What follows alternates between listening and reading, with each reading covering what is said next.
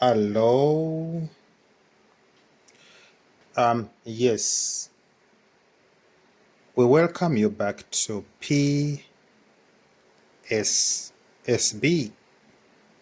Physical Sciences Silver Bullet, and it's me, Richard, here. Okay, we are looking at this question. It says that a block of mass 4 kilograms is released at the height of 25 meters over a smooth surface AB. Okay. And the question says that calculate the velocity of the block at B. So how do you go about this? This is what we know. We know that there is no friction force between A and B because they say the surface is smooth. So under that circumstance, what comes to our mind? The principle of conservation of mechanical energy. And we can say that E make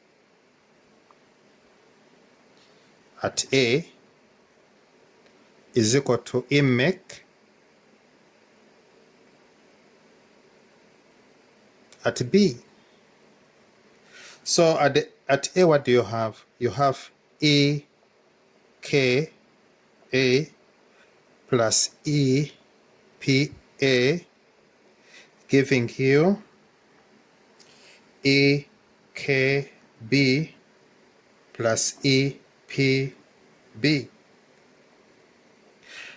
E K is a half M V A squared, and EP is mgh at A, giving you a half mv at B squared plus mgh at height at B. What is next is to substitute in the values. We have a half, the mass is 4, the velocity at A is 0, it was released, plus 4 times 9.8 times height at A, which is 25, giving you a half times mass is 4, times velocity at B, which we are looking for, but we know the mass is 4, and the G is 9.8, and the height at B is 0.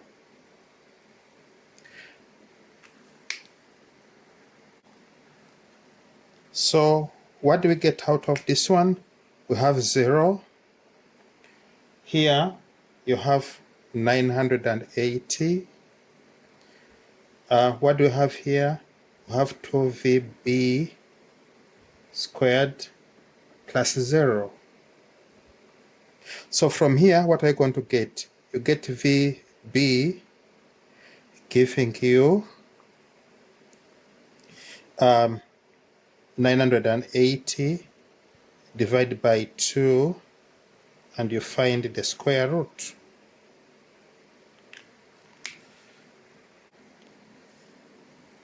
So what you get out of here is 22.14 meters a second.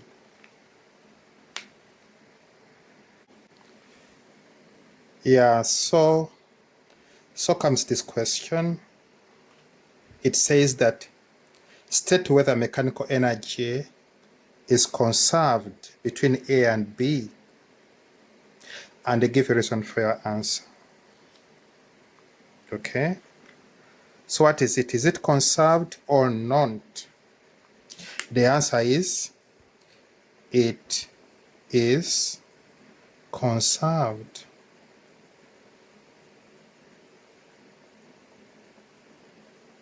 Why do we say so? there is no presence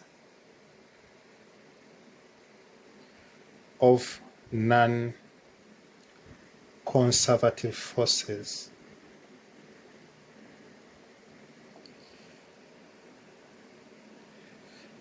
Like friction.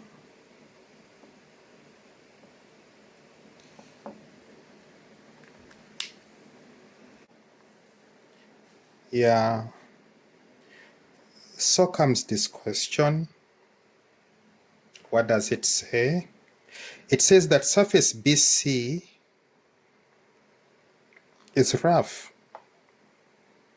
The ball reaches C at the velocity of 15.2 meters per second.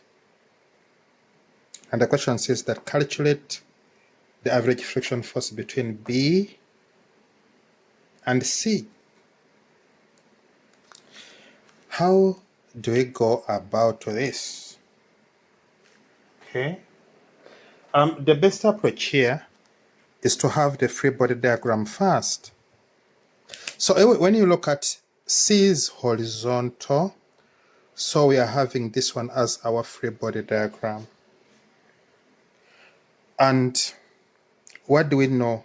We know that there is a force, friction force, that side. We know these two forces. This one is because it's sitting on the ground, and this one is always acting on any object on Earth. Okay, that is our free body diagram. And after that, you can apply work energy theorem. It says that net work done on an object is equal to delta EK. But at times we also extend it to have that part which we already know. So when you look at this equation, the part which we are going to use is this one. So we can expand this to say a half mv f squared minus a half mvi squared is equal to f net delta x. But I need to tell you something, that when you look at our f net, remember f net is equal to sum of the forces where the body is going. This body is moving in this direction and there's no force towards that. So what are you going to have? You're going to have 0 minus fk. What does that mean? That negative fk is f net. So we can substitute for that. We can easily say a half mv f squared minus a half mvi squared is equal to negative fk delta x. When you substitute the figures, this is what you're going to get. You're going to get a half. What's the mass? It's 4. What's the final velocity?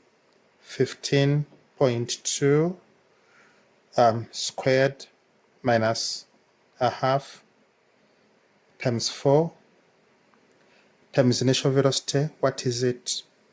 We calculated it as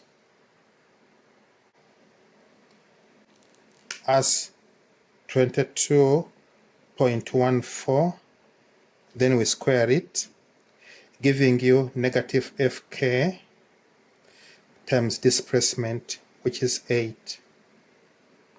When you check this equation, the only unknown is fk.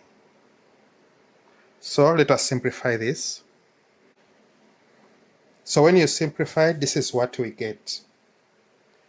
And from here, we can easily say that Fk, which is the friction force, is 518.28 divided by 8. What you get there is going to be our Fk. So there we are, 64.78 newtons. Yeah. So comes this question. It says that the surface CD is smooth. There's no friction force along CD. Then the question says, draw a free body diagram showing all forces acting on the block. Okay, what do we see here? You have that one as our incline, and this is our block. So which forces are acting on the block? This is what you have to know, that when the block came, it just came cruising, it reached here, it was rough, so the velocity decreased a bit, it reached this point, we know the velocity at which it reached it, it's 15.2, then it had no alternative but to start going upwards. Now you have to know that it is going upwards, not because there is applied force. It's going as a result of momentum or inertia. So in other words, there is no force applied. But we know something. We know that the surface is smooth. So there is no friction force.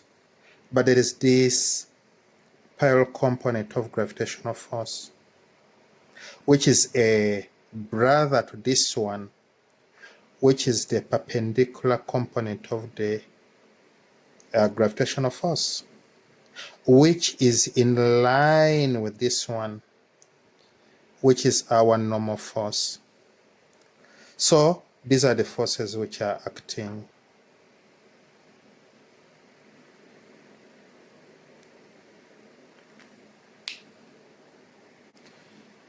Yeah, so comes this question.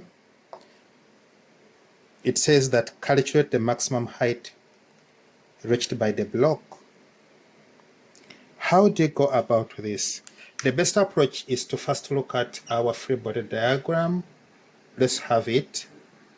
We saw that on our free body diagram, there was only one force along the incline, and that is FG parallel. Okay. So, where do we go? The best approach is to start with work energy theorem. What does it say? Net work done on an object is equal to F net delta X, which is equal to delta AK. So when you look at this setup, it is clear that we are going to be using this part. Okay?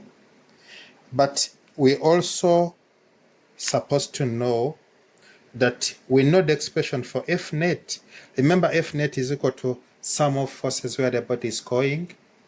Where for this body, the body was going upwards, so that is 0 minus sum of the forces where the body is coming from. So from here, it's apparent that our F net is going to be negative FG parallel. That one is clear. So we can substitute for it here. And let us see what we have after substitution. So we are going to say negative FG parallel delta X is equal to a half MVF squared minus a half MVI squared. But we have also to remember that FG parallel is equal to mg sine alpha, where alpha is the angle of inclination. So we can say negative mg sine alpha delta x is equal to a half mvf squared minus a half mvi squared. But there's something also we need to know, that if you have an incline like this, and what you have here is delta x, and what you have here is h, and what you have here is alpha. Now, from the simple trigonometric ratios, we know that delta x sine alpha is equal to h. So, if that is true, I want us to look at here. This part is what we are talking about there, and is also the same as h. What does that mean? That we can substitute sine alpha delta x, which is the same as this one, with h. So in this case, we are going to say negative mg h is equal to a half times m times vf squared minus a half times m times vi squared. Let's substitute in and we see m is 4, g is 9.8, height is what we are looking for. We are looking for maximum height, which is equal to a half times 4 times final velocity. When they say maximum height, it means that the body stopped. So at maximum height, final velocity is 0, times m, which is 4, times initial velocity at c. What is it? We said it was 15.2 squared.